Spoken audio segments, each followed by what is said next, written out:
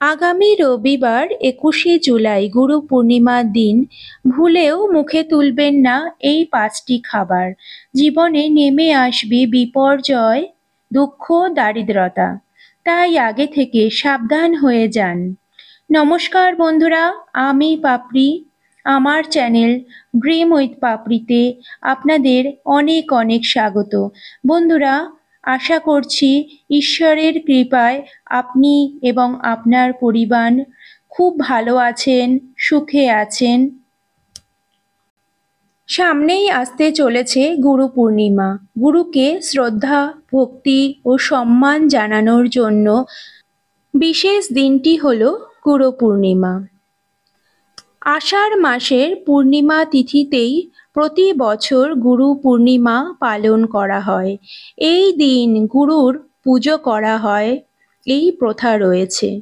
হিন্দু ও বৌদ্ধ ধর্মে এই দিনটির গুরুত্ব অসীম। গুরুর দেখানো পথে চললে জীবনে সুখ, শান্তি, আনন্দ ও মোক্ষ প্রাপ্তি হয়। অর্থাৎ যিনি অন্ধকার থেকে আলোর দিকে নিয়ে যান, তিনিই গুরু। গুরুকে শ্রদ্ধা জানাতে বৈদিক যুগ থেকে গুরু পূর্ণিমা পালন করা হয়ে আসছে। এই দিনটিতে আপনি যাকে গুরু বলে মনে করে থাকেন তাকে পুজো করা উচিত। প্রাচীন কাল থেকেই গুরুদের সম্মানজনক স্থান দেওয়া হয়েছে। গুরুর স্থান বলা হয় সবার উপরে। গুরুই আমাদের জ্ঞান দান করেন, তাই তাদের ঈশ্বরতুল্য বলে মনে করা হয়।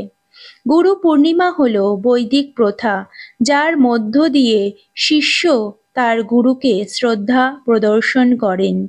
পৌরাণিক কাহিনীতে অনুসারে গুরু পূর্ণিমার পুণ্যতিথিতেই মুনি পরাশর এবং মাতা সত্যবতীর গৃহে জন্মগ্রহণ করেছিলেন মহাভারত রচয়িতা মহর্ষি বেদব্যাস। সেই জন্যই এই দিন মহর্ষি বেদব্যাসের জন্ম জয়ন্তীও পালন করা হয়।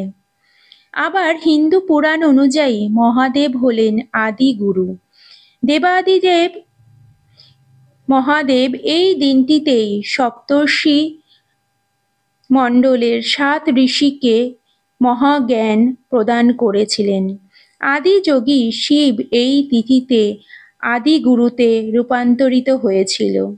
তাই বন্ধুরা, সনাতন ধর্মে এই দিনটির বিশেষ গুরুত্ব রয়েছে। এই দিনটি পূজা অর্চনার মধ্য দিয়ে এবং গুরুকে শ্রদ্ধা অর্পণের মধ্য দিয়ে পালন করা হয়। আদি গুরু দেবাদিদেব মহাদেবের এই দিন তার পুজো করা হয়, কারণ তিনিই হলেন আদি গুরু। সপ্তর্ষি মণ্ডলের ৭ ঋষিকে এই দিনই তিনি জ্ঞান দান করেছিলেন। বন্ধুরা, এই দিনটিতে সমস্ত হিন্দু ধর্মের মানুষকে খাদ্য তালিকার এই বিধি নিষেধগুলি মেনে চলা উচিত। সনাতন ধর্মে বিশেষ তিথিতে খাদ্য খাবারের কিছু বিধি নিষেধ আছে। সেই বিধি নিষেধগুলি না মানলে পরিবারে আসে অমঙ্গল। সারা বছর নানা প্রকার রোগ জ্বালায় যন্ত্রণায় ভুগতে হয়। এর ফলে চিকিৎসার পিছনে প্রচুর অর্থ ব্যয় হয়। তাই বন্ধুরা, আমরা কখনোই চাইব না যে আমাদের পরিবার কখনো অসুস্থতায় ভোগে। কারণ আমরা জানি যাদের পরিবার অসুস্থতায় ভোগে তাদের উপার্জনের কতটা পরিমাণ টাকা শুধুমাত্র চিকিৎসার পিছনে ব্যয় হয়। তাই আমার সকল বন্ধুদের অনুরোধ করব, ভিডিওটি একদমই স্কিপ না করে সম্পূর্ণ দেখবেন এবং দেখার পর যদি ভালো লাগে তবে অবশ্যই কমেন্টে লিখবেন হর হর মহাদেব এবং অবশ্যই একটা লাইক করে দেবেন। বন্ধুরা, অবশ্যই ভিডিওটা শেয়ার করবেন আপনাদের নিকটতম আত্মীয়, বন্ধু বান্ধবের কাছে। যেই জিনিসটি আপনি কখনোই এই গুরু পূর্ণিমার দিন গ্রহণ করবেন না, সেই জিনিসগুলি হলো, এই গুরু পূর্ণিমার দিন বন্ধুরা, কোনো প্রকারের আমিষ জাতীয় জিনিস খাবেন না, যেমন মাছ, মাংস, ডিম, পেঁয়াজ, রসুন, মসুর ডাল আপনারা খাবেন না। কারণ এই দিনটিতে আমরা গুরুকে শ্রদ্ধা জানিয়ে পুজো অর্চনা করি। সেই কারণে বন্ধুরা এই দিনটিতে আপনাদের সাত্ত্বিক আহার গ্রহণ করা উচিত, অর্থাৎ নিরামিষ আহার আপনারা গ্রহণ করবেন। এই দিনটিতে আপনারা আপনাদের গুরুর গৃহে গমন করবেন এবং তার চরণ স্পর্শ করে তার আশীর্বাদ নেবেন। বন্ধুরা, অনেক সময় এখন দেখা যায় যে আপনাদের যে গুরু, সে হয়তো আপনাদের কাছাকাছি নেই, কিন্তু বন্ধুরা এখন আমাদের এই সোশ্যাল মিডিয়া বা অনেক রকম মারফতে কিন্তু আমরা তাদেরকে শ্রদ্ধা জানাতে পারি। আমরা সবসময় তার কাছে গিয়ে হয়তো শ্রদ্ধা জানাতে পারি না, কিন্তু আপনারা আপনাদের পক্ষে যতটা সম্ভব, যেইভাবে করা সম্ভব আপনারা অবশ্যই তাকে এই শ্রদ্ধাটুকু জানান। গুরুর কিন্তু এইটুকু প্রাপ্য অবশ্যই।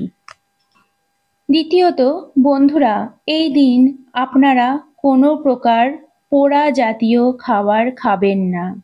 যেমন বন্ধুরা, অনেকেই আছে, অনেক বাড়িতেই যে কোনো সবজি পুড়িয়ে খাওয়া হয় বা রুটি খাওয়া হয়। বন্ধুরা, এই দিন আপনারা রুটি খাবেন না, যে কোনো জিনিস পোড়া জাতীয় জিনিস আপনারা খাবেন না। কারণ হিন্দু ধর্মে কোনো শুভ দিনেই কিন্তু পোড়া জাতীয় জিনিস খাওয়া উচিত নয়। বন্ধুরা, সবজির মধ্যে বেগুন আপনারা খাবেন না।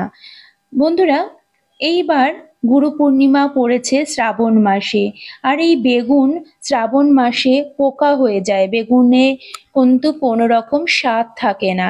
সেই কারণেই এই গুরু পূর্ণিমার দিন আপনারা বেগুনটাও খাবেন না, এটা কিন্তু স্বাস্থ্যের জন্যও কিন্তু ভালো না। বন্ধুরা, কোনো প্রকার শাক খাবেন না, লাল হোক সবুজ হোক কোনো রকম শাক কিন্তু আপনারা খাবেন না এই গুরু পূর্ণিমার দিন। তাছাড়া কোনো প্রকার তেতো খাবেন না, যেমন উচ্ছে, করলা, নিম পাতা, এই ধরনের কোনো প্রকার জিনিস আপনারা খাবেন না।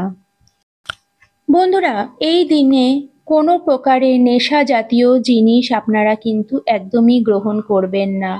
কারণ এই দিনটিতে আমরা আমাদের গুরুকে সম্মান জানাই, আর সেই কারণে সেই দিন যদি কোনো রকম আমরা মদ্যপান করি, তার সম্মানে কিন্তু আঘাত করা হবে।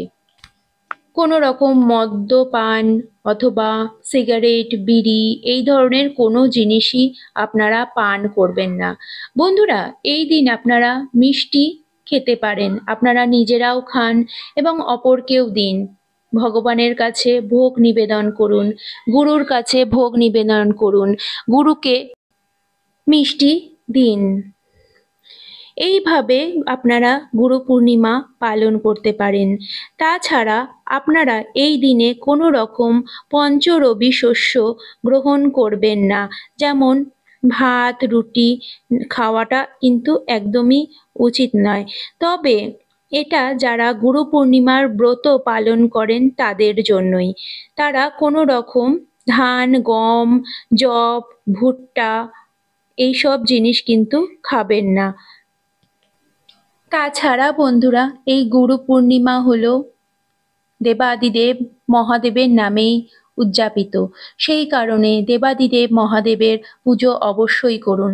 আর এই বছর শ্রাবণ মাসেই কিন্তু পড়েছে গুরু পূর্ণিমা, আর এই পুরো শ্রাবণ মাসই দেবাদিদেব মহাদেবের নামে সমর্পিত। সেই কারণে এই দিনটিতে বিশেষ করে আপনারা দেবাদিদেব মহাদেবকে এবং আপনার ইষ্টগুরুকে অবশ্যই পুজো করুন। যারা আপনারা দীক্ষা নিয়েছেন গুরুর কাছে, তারা অবশ্যই সেই গুরুর নাম স্মরণ করে ভক্তি ভরে পুজো করুন। বন্ধুরা, আজকের ভিডিওটাকে এখানেই শেষ করছি। আগামী পর্বে আবার আপনাদের সঙ্গে দেখা হবে।